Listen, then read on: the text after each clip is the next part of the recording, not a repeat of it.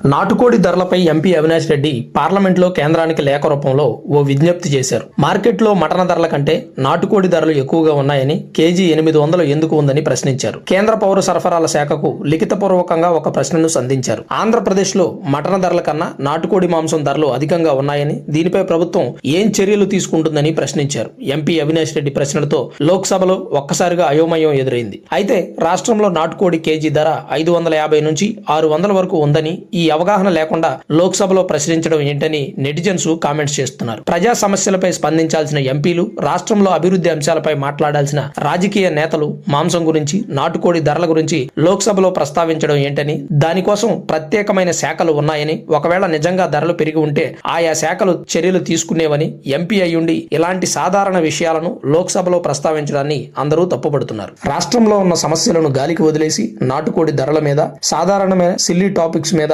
లోక్సభలో లేఖ రాయడం ఏంటని ప్రస్తుతం అవినాష్ రెడ్డిని ప్రజలు తప్పుపడుతున్నారు.